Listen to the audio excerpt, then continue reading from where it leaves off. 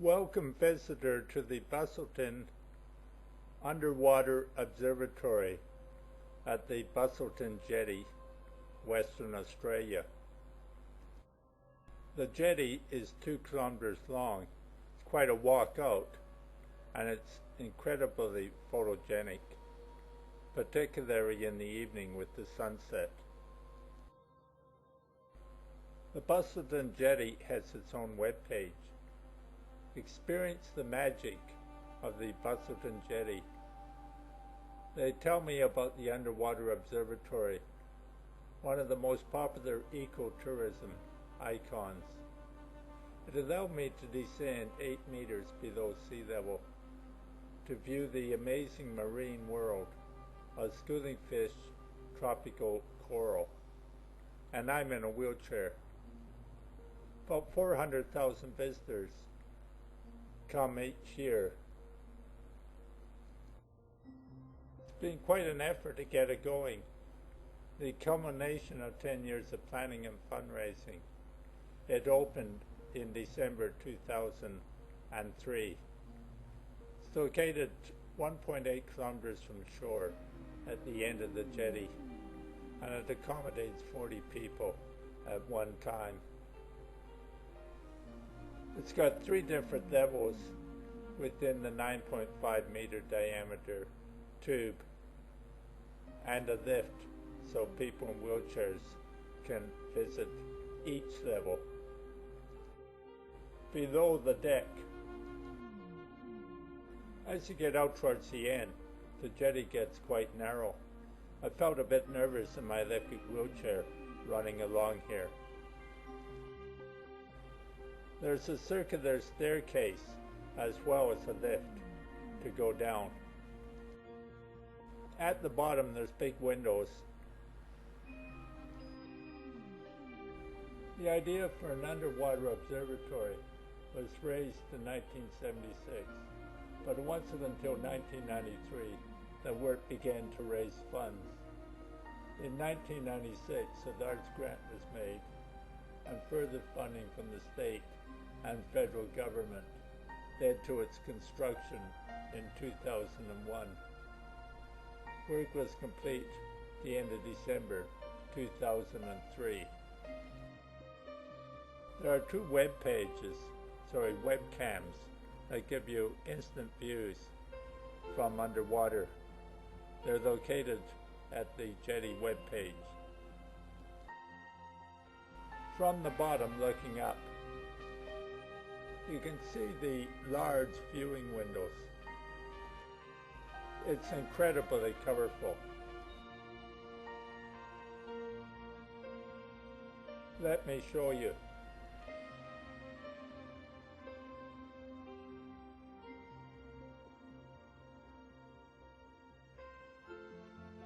Perhaps a stingray.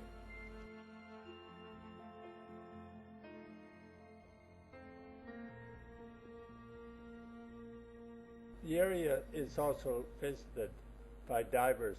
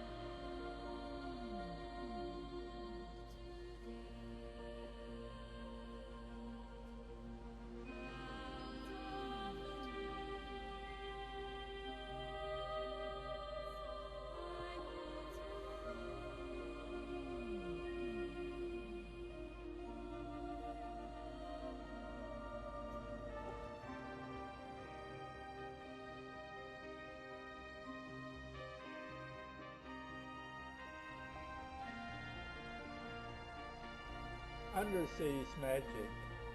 Over 300 marine species inhabit these waters. Quite an incredible number considering the small area of the jetty. The number results from the migration of warm currents from further north. A major tourist attraction for the Southwest.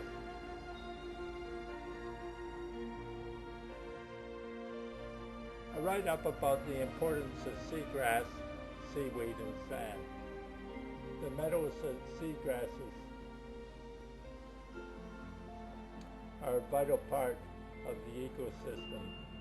They stabilize coastal sediments, provide habitats for the many plants and animals, and release nutrients into the ecosystem when they decompose.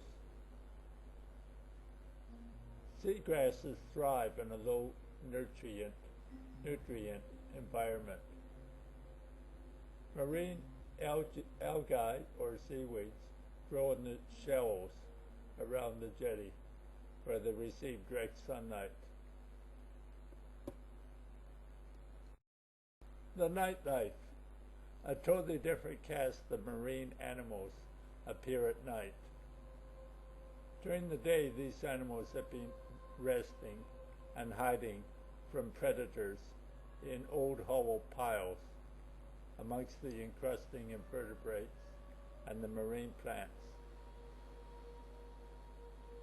Some of them are called numbfish, nightfish, angel sharks, cobbler, eels, sea urchins, feather stars, brittle stars, sea cucumbers, octopus, crabs.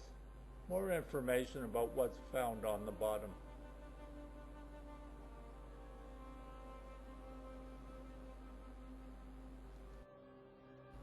The seabed under the jetty is a mixture of limestone rubble, fallen timbers, sand, and silt. This provides a variety of hard surfaces for encrusting animals to attach to, and many nooks and crannies for mobile animals to live and feed in. You need to look carefully to see the marine life because it's often cleverly camouflaged. There are some great displays of photographs to illustrate the points the posters make. Piles of life. The variety of marine life on the jetty piles is astounding, as are the vibrant colors, shapes, and forms amongst the sponges. Different species of animals and plants vary as to where they live on the jetty. Some live close to shore, others in deeper waters. Some animals are very numerous.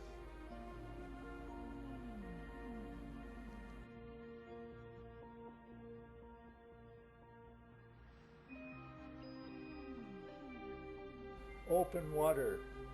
The open water is home to a surprising variety of marine life. Camouflage is important for fish that live in the open sea.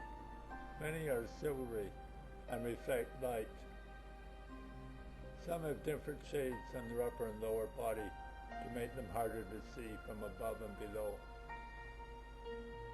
A slender fish like the garfish has less of a profile and shadow than a wide fish like the predatory Samson fish.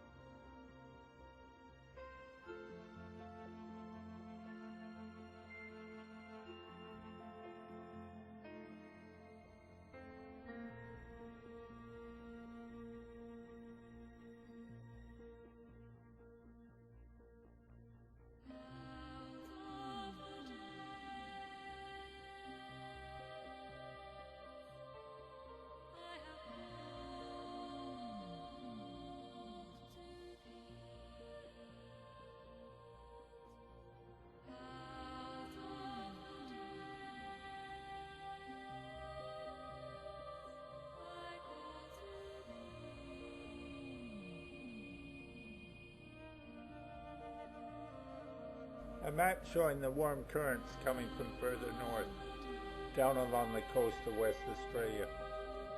They penetrate into this area, Geograph Bay, bringing warm water, tropical life that would not otherwise be able to cope in this area. Currents hot and cold. Outside Geograph Bay, huge bodies of water sweep up and down the coast. These are the Lewin and Capes currents. The Lewin current flows south, bringing warm tropical water to mix with the cooler waters of southern Australia. It is strongest in the autumn and winter and weakens in early summer when strong southerly winds blow. The Capes current then flows more strongly, bringing cooler waters north, up the coast past Cape Lewin and Cape Naturalist during summer. Small eddies from these large currents occasionally swirl into Geograph Bay. However, local winds and heat from the sun affect shallow water temperatures in Geograph Bay more than the offshore currents do.